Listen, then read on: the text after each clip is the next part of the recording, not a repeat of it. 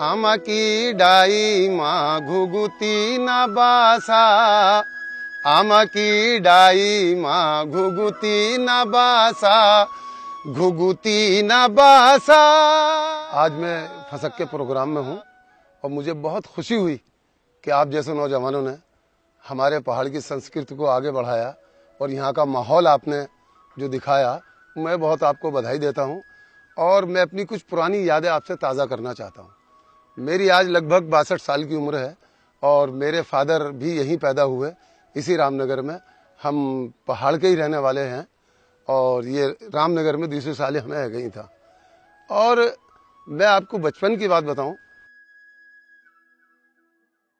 इस रामनगर के अंदर वो कल्चर था हमारे पहाड़ का कि जब पहाड़ के लोग यहाँ कबीलदारी लेके आते थे और यहाँ ठेकेदारी होती थी, ये जंगल की ठेकेदारी ना, अब तो निगम हो गया, तो 200-300 बैलगाड़ियाँ 500 बैलगाड़ियाँ ऊपर से आती थी और ये जितना ये आमडंडा रोड है ये सब नीचे लखनपुर तक भरा होता था। और उसमें कबीलदारी में सब बच्चे हच्चे अपनी कुहाड़ी वहाड़ी लेके और फिर यहाँ से जंगल काटने के बाद, कमाने के बाद वो फिर बैलगाड़ियाँ ऊपर जाती थी। बसंत पंचमी का मेला लगता था यहाँ, और ऐसा मेला लगता था ना जिसे देखने दूर दूर से आते थे। और कहाँ पहाड़ों से दूर दूर से करे बसंत पंचमी है, कोतिक है, हिटो पे इतना आ रहे हैं सब, ये झोड़ लेके, ये हुड़का हाई आहूं आहूं आहूं, ये आवाजें निकलती थी। मशक बैंड बजता था, वो बजता था सिंगार।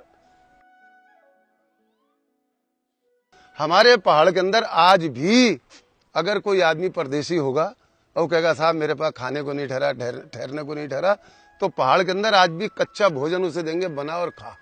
पहाड़ के अंदर मैंने देखा कि हमारे मुसलमान भाइयों के मवासे 4-5 मवासे पूरा गांव औरों का है, हमारे ठाकुर भाइयों का है, हमारे पंडितों का है। उसकी लड़की की अगर शादी है तो सारा गांव इकट्ठा होकर उसकी लड़की को विदा, अरे किसकी है, रहीम बख्श की लड़की की, आज चेली की शादी है यार, चलो हिटो। सारा हिट देता गांव और उसको विदा करने वाले ठहरे। इतनी मोहब्बत, इतना प्यार, इतनी सभ्यता हमारी। तो हम तो ये चाहते हैं कि हम अपनी संस्कृति को आगे बढ़ाएं। आज सरहदों पर वो हमारे कुमाऊं रेजिमेंट हो या हमारा गढ़वाल रेजिमेंट हो, सारे हमारे मिलिट्री के नौजवान, मैं उन्हें सच सच बधाई देता हूं। और मैं बहुत मानता हूं मिलिट्री वालों को कि हम यहाँ पर चैन से सोते हैं और वो वहां पर हमारी पहरेदारी कर रहे हैं। ये हमारा कुमाऊं रेजिमेंट, ये हमारा गढ़वाल रेजिमेंट, इसके मुकाबले का रेजिमेंट आपको इंडिया में नहीं मिलेगा। बल्कि वर्ल्ड में मैं कह दूंगा कि इतनी मुसीबतों के साथ कोई भी मिलिट्री की ऐसी फौज इतना काम नहीं करेगी जैसा हमारी कर रही है। बचपन में हमने देखा तो 2-3 गाने के मुखड़े मुझे थोड़े थोड़े याद हैं, और एक मुझे गोपाल गोस्वामी जी का गाना बड़ा पसंद आता था। वो गाना ये ठहरा, आमा की डाई माँ घुघुती न बासा, आमा की डाई माँ घुघुती न बासा, घुघुती न बासा, आमा की डाई माँ घुघुती न बासा। तेरी घुर घुर सुनी, तेरी घुर घुर सुनी, मैं होले उदासा, स्वामी मेरो परदेसी, बर्फीलो लदाखा, घुघुती न बासा, घुघुती न बासा, घुघुती न बासा, आमा की डाई माँ घुघुती न बासा। एक पुराना मुझे ऐसा गीत याद आ रहा है, जब यहाँ पर केसी पंजी लड़ते थे और गाय बछड़े का चुनाव मिला, तो एक यहाँ पर पंडित जी थे पहाड़ के, वो माइक में गाते थे। मुझे 2-3 लाइनें उसकी याद आ रही, बचपन की बात ठहरी, अब सुना देता हूं। आहा इंदिरा तेरो चिन्ह चुनावा, गोरु दगाड़े बछे, आहा पंत तेरो चिन्ह चुनावा, गोरु दगाड़े बछे, गरबरी गारा, गाय बछड़े पर मोहर लगाला, तब बोले सुधारा, आहा गोरु दगाड़े बछे, आहा इंदिरा तेरो चिन्ह चुनावा, गोरु दगाड़े बछे। हमारे वहां जैसे चुकड़ानी भात है, दाव भात है, ये तमाम चीज। अब मेरी ईजा जब आलू बनाती थी तो आलू जब पकते पकते आधे पक जाते थे तो उसमें दही डालती थी, फिर हम खाते थे, क्या मजा आता था। क्या नींबू की चटनी बनती थी, क्या सोया ये भट्ट आते थे, कुलत आता था, और देसी घी ऐसा आता था जिसका जवाब ही नहीं ठहरा।